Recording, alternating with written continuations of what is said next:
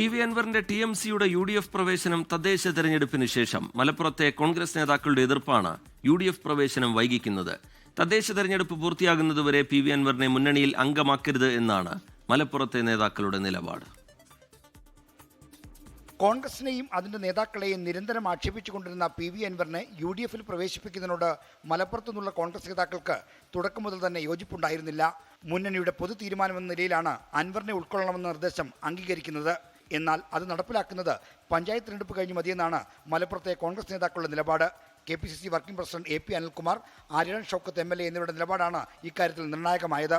തദ്ദേശ തെരഞ്ഞെടുപ്പിന് മുമ്പ് പി.വി. അൻവറുമായി കൈകോർത്താൽ വിജയത്തിന്റെ ക്രെഡിറ്റ് തൃണമൂൽ കോൺഗ്രസ് കൊണ്ടുപോകും.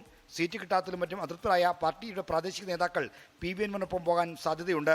തെരഞ്ഞെടുപ്പ് കഴിഞ്ഞ് പി.വി. അൻവറിനെ മുന്നണിയിൽ ഉൾപ്പെടുത്തിയാൽ ഇതെല്ലാം ഒഴിവാക്കാമെന്ന് കൂടി മനസ്സിലാക്കിയാണ് മലപ്പുറത്തെ നേതൃത്വം അൻവറിന്റെ മുന്നണി പ്രവേശനത്തിൽ നിലപാടെടുത്തത്. തദ്ദേശ തെരഞ്ഞെടുപ്പ് പ്രഖ്യാപനത്തിന് പിന്നാലെ ചേർന്ന UDF നേതൃയോഗം പി.വി. അൻവറിന്റെ തൃണമൂൽ കോൺഗ്രസിനെ മുന്നണിയുടെ ഭാഗമാക്കാൻ പച്ചക്കൊടി വീശിയിരുന്നു. എന്നാൽ ബന്ധപ്പെട്ട ജില്ലാ കോൺഗ്രസ് കമ്മിറ്റികൾ അഭിപ്രായം തേടിയ ശേഷം മാത്രം പ്രഖ്യാപനം നടത്താമെന്നായിരുന്നു KPCC അധ്യക്ഷൻ സണ്ണി ജോസഫിന്റെ നിലപാട്. ഇതേ തുടർന്നാണ് മലപ്പുറത്തെ ജില്ലാ നേതൃത്വവുമായി കോൺഗ്രസ് നേതൃത്വം ആശയവിനിമയം നടത്തിയത്. സ്വന്തം തട്ടകമായ മലപ്പുറത്തു നിന്നുള്ള കോൺഗ്രസ് നേതാക്കളുടെ എതിർപ്പാണ് പി.വി. അൻവറിന്റെ മുന്നണി പ്രവേശനത്തിന് വിനയായത്. R. ശ്രീജിത്ത്, 24, തിരുവനന്തപുരം.